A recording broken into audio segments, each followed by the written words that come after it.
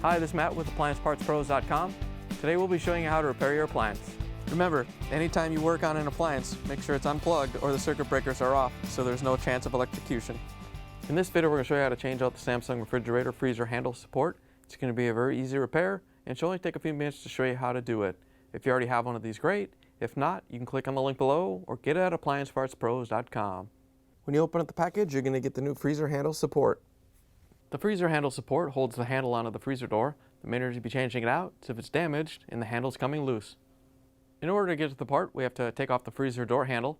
We're going to use a 3/32 Allen wrench to loosen up the set screw.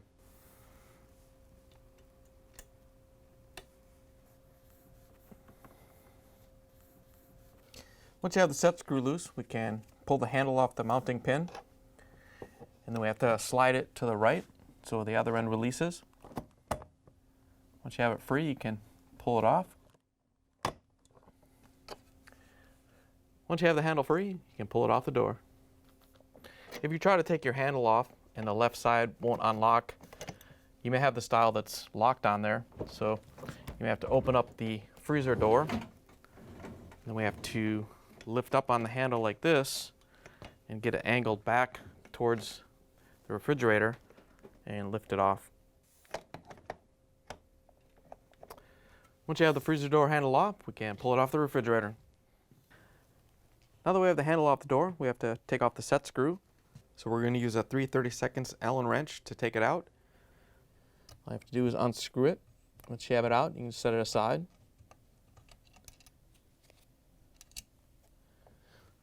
Then we're going to lift up on the handle, and we can use a Phillips screwdriver to take out the screw that holds the freezer handle support to the actual handle.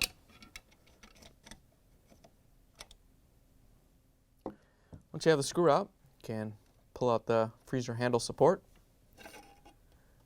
and then we have to take off the end cap. Use a small flathead screwdriver to lift up on the locking tab right here. Once you have the end cap off, you can just set it aside. Here's the old freezer handle support next to the new one. If you already have one of these, great. If not, you can get it at AppliancePartsPros.com.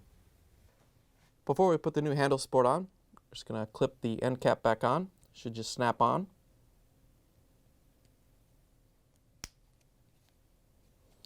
Once you have it in place, you can put the support into the handle.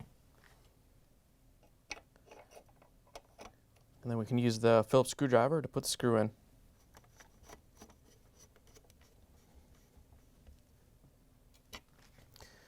Once you have the screw tightened down, we can grab the 3/32 Allen wrench and put the set screw back in. You don't want to screw it in all the way. You just want to get it started.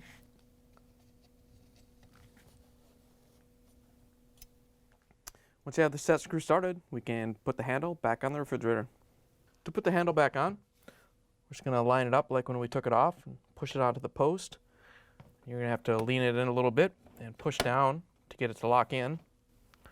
And then you're going to have to carefully rotate it over so you don't hit this pin. Once you have it rotated down, we can set it onto the mounting pin on this side. And we can push it in. And then we can use the 3/32 Allen wrench to tighten down the set screw.